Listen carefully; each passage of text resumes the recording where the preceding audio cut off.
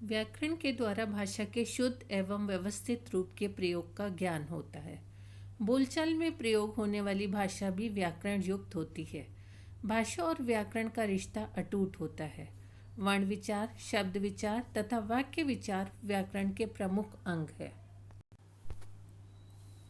बातचीत करना, अपनी बात कहना, दूसरों की बात सुनना, किताबें पढ़ना आदि रोजमर्रा के काम हैं।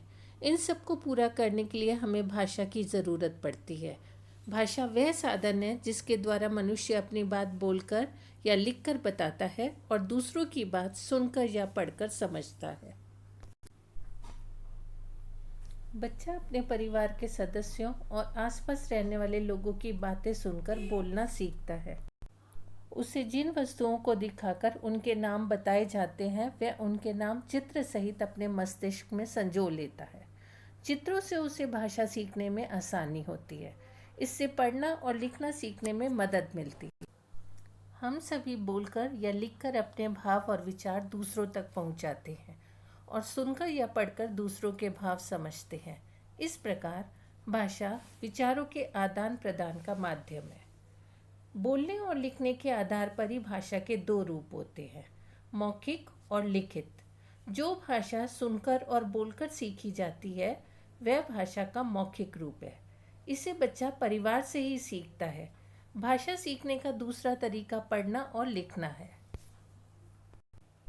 यह भाषा का लिखित रूप है। इसे सीखने के लिए बच्चा विद्यालय जाता है।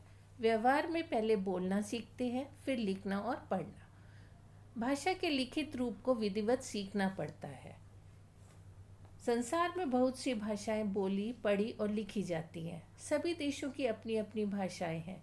जैसे जापान में जापानी, रूस में रूसी, फ्रांस में फ्रांसीसी, चीन में चीनी, इंग्लैंड में अंग्रेज़ी बोली जाती है। अंग्रेज़ी अंतर्राष्ट्रीय भाषा है। भारत देश अनेकता में एकता का देश है। भारत की राजभाषा हिंदी है। भारत के अलग अलग प्रांतों में अलग अलग भाषाएं बोली जाती हैं।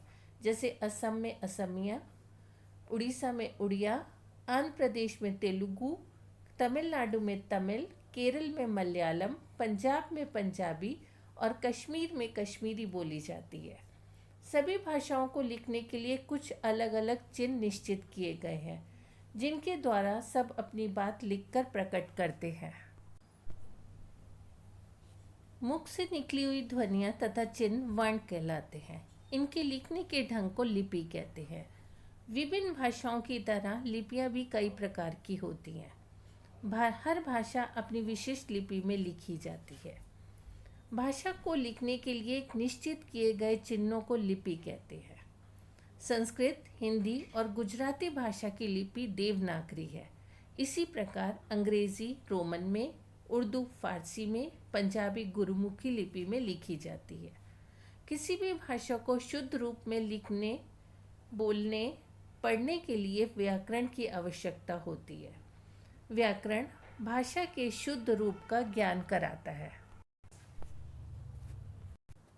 अभ्यास कार्य: नीचे लिखे वाक्यों को सही शब्द लिखकर वाक्य पूरा करें।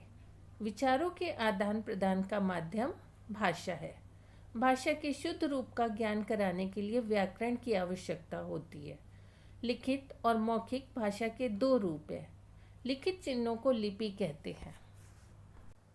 प्रश्न 2, इन 5 राज्यों की भाषाओं के नाम लिखिए।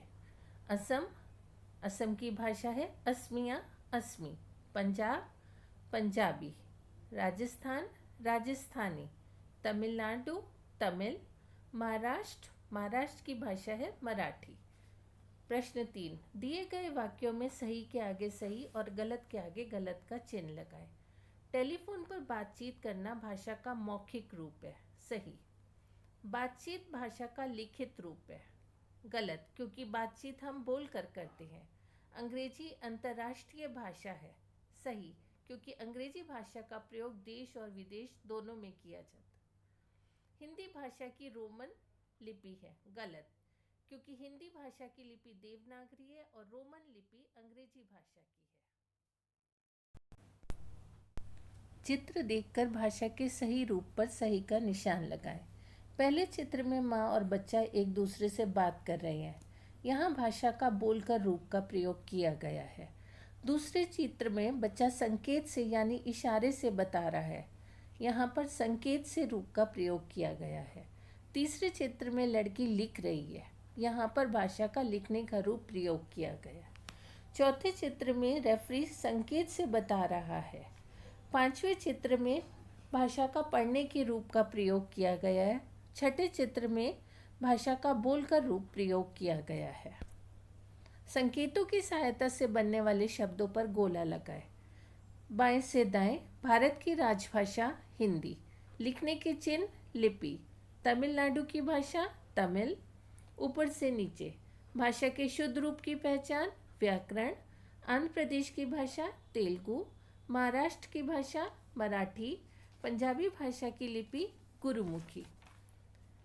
इस पाठ में हमने सीखा कि मन के भावों विचारों को दूसरों तक पहुंचाने और ग्रहण करने का साधन भाषा है।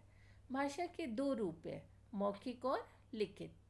हिंदी हमारी राजभाषा है और अंग्रेजी अंतर्राष्ट्रीय भाषा। लिखने के लिए निर्धारित चिन्ह लिपि कहलाते हैं। हिंदी की लिपि देवनागरी है। व्याकरण भाषा के शुद्ध रूप का ज्ञान कराता है। धन्यवाद।